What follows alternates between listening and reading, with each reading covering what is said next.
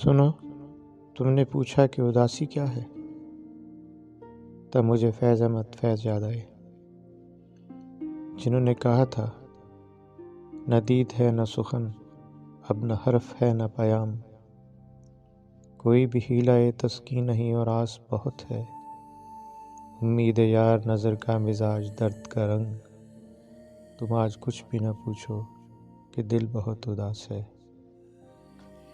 اداسی کے بارے میں اس سے زیادہ کیا کہوں کہ اسے اپنے بدن میں تحلیل نہ ہونے دیں، نہیں تو یہ سارا وجود ہی چاٹ کھائے گی۔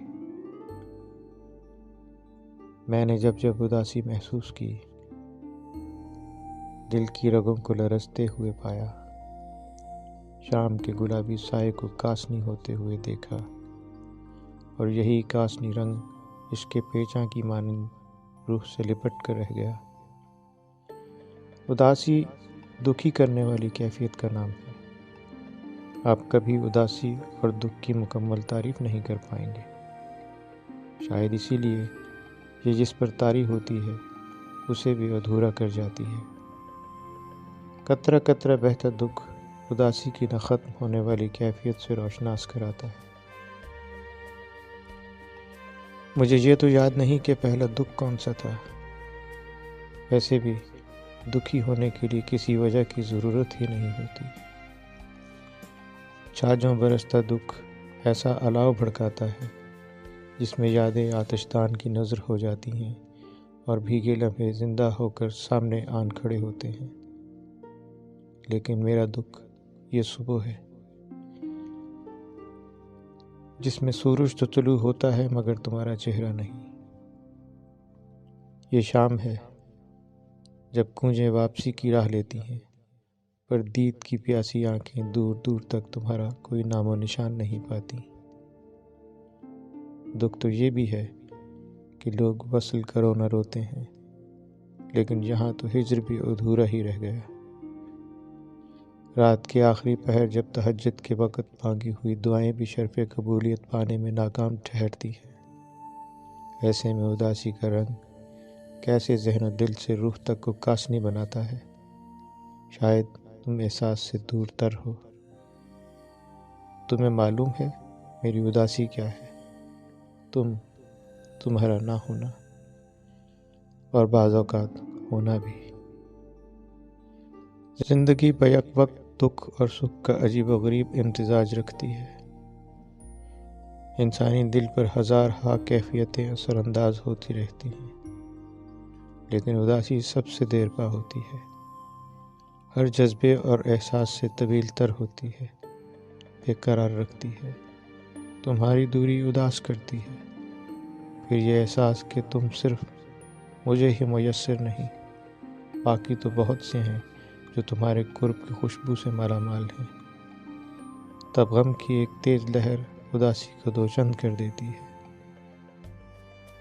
کھڑکی سے آنے والی ہوا کے ٹھنڈے جھونکوں میں نمی کی مقدار بڑھ جاتی ہے، کوئل کی کوک میں حزن کی آمیزش اور بھی شدت سے محسوس ہونے لگتی ہے، اعصاب پر تھکاوٹ طاری ہو جاتی ہے، خواہشوں کی سرحد پر خواب بے چین ہو کر کروٹیں بدلتے ہیں، لیکن تم بے خبر ہو۔ جاڑے کے جوبن کی اس کاٹ دار رت میں تمہاری یاد کے برف جیسے سرد پتے جن پر تلخیوں کی دراڑیں ابری ہوئی ہیں، میری سوچ کے عمر رسیدہ درختوں سے ٹوٹ ٹوٹ کر راستوں کا رزق بن رہے ہیں۔ اداسی نے کتنے گلے کیے کچھ خبر ہے؟ میں نے کتنے ہی سندیسے یخ بستہ ہوا کے آنچل سے باندھے، لیکن تم تک کوئی پیغام نہ پہنچا۔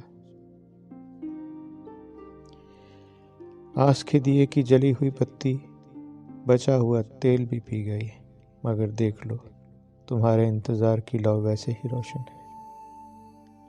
اچھا یہ تو بتاؤ، تم نے کبھی ساحل پر بنتے قدموں کے نشانات پر غور کیا ہے؟ مخالف سمت میں بھی اٹھیں تب بھی ایک جیسے ہی لگتے ہیں، ان کی گہرائی بھی ایک جیسی ہی نظر آتی ہے۔ سنو، تم میرا ساحل ہو، اور میں اس سرد اور یخ بستہ موسم میں بھی ننگے پاؤں آس امید سے آگے، یقین کے ساحل کی گیلی ریت پر چلتا چلا جا رہا ہوں۔ دل چاہتا ہے میری پیاس اور تھکن میرے نقش پا کے ذریعے تم میں سرایت کر جائیں، تب ممکن ہے تمہیں احساس ہو کہ یہ تھکن جسم کی نہیں روح کی ہے۔ مجھے یہ بھی معلوم ہے کہ ساحلوں پر گھنی چھاؤں والے درخت نہیں اگ سکتے،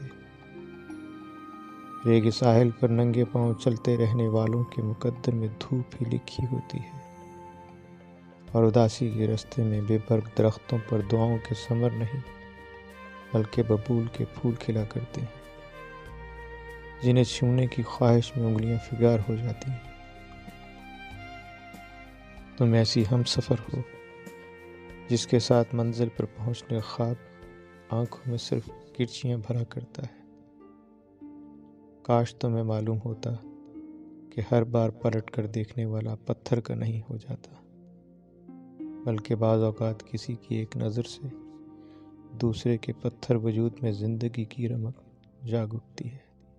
سچ کہہ رہا ہوں، دل بہت اداس ہے، کیونکہ غبار گزرے وقت کا نظر کے آس پاس ہے۔ دل بہت اداس ہے، بہت اداس ہے۔